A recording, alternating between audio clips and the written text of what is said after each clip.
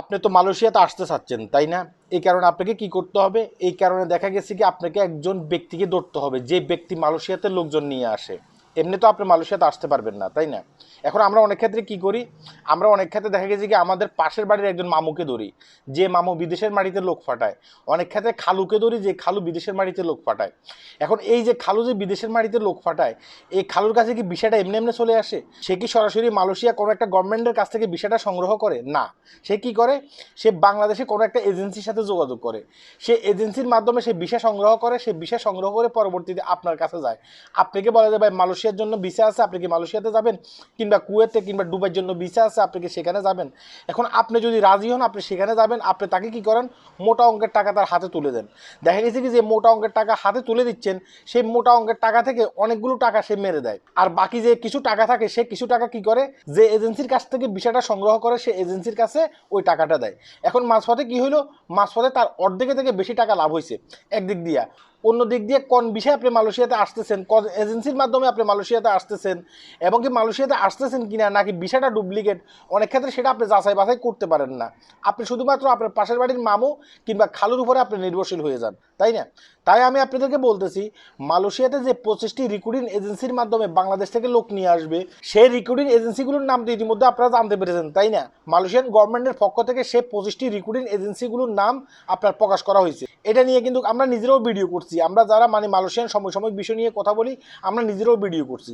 এখন আমার ভিডিও নিয়েছে অনেক মানুষ এসে বলতেছে ভাই এই 25টি রিক্রুটিং এজেন্সির সাথে আমরা কিভাবে যোগাযোগ করবো, আমরা দালাল ধরতে চাই না, আমরা সরাসরি যাই সেখানে যোগাযোগ করতে পারি।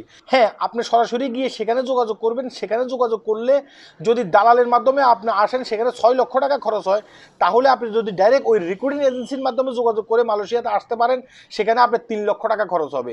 অর্থাৎ মাঝপথে যে একজন দালাল থাকে সে দালালকে আর আপনাকে কোনো টাকা পয়সা দিতে হবে না। এই কারণে আমি কি করতেছি, আজকের এই ভিডিওটি তৈরি করতেছি। আমি জানি আমাকে এসে অনেকে গালিগালাজ করবেন যারা দালাল শ্রেণীর মানুষ আছেন, তাই আমি আপনাদেরকে বলতেছি যারা মালয়েশিয়াতে আসতে চাচ্ছেন কোনো ধরনের দালাল ধরবেন না। এখন দালাল ধরার কোনো যোগ নাই, এখন ইন্টারনেটের যুগ। আপনার হাতের কাছে আপনার মোবাইল ফোনটা আছে, মোবাইল ফোনটা হাতে নিয়ে আপনি পুরো বাংলাদেশের খবর জানতে পারবেন, পুরো বিশ্বের খবর জানতে পারবেন।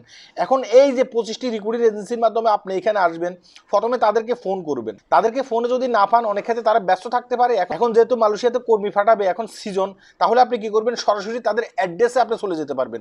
এখন এই অ্যাড্রেস ফোন নাম্বারটা আপনি কোথায় পাবেন, আমি আমার কমেন্ট বক্সে দিয়ে দিচ্ছি। তাদের অ্যাড্রেস, তাদের ফোন নাম্বার, তাদের যে সরকারি নির্ধারিত একটা RL নাম্বার আছে সেই নাম্বারটা সহকারে আমি আপনাদেরকে দিয়ে দিচ্ছি।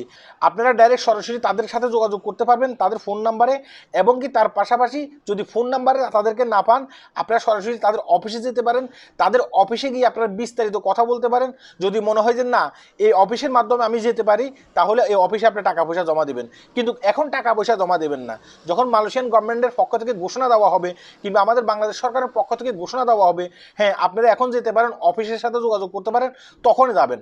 এখন অ্যাডভান্স সেখানে যাওয়ার দরকার নেই।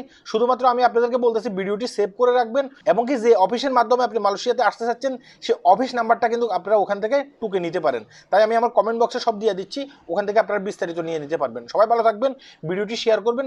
যারা মালয়েশিয়াতে আসতে আগ্রহী তাদের জন্য এই ভিডিওটি খুবই উপকারে আসবে। সবাই ভালো থাকবেন, আল্লাহ হাফেজ।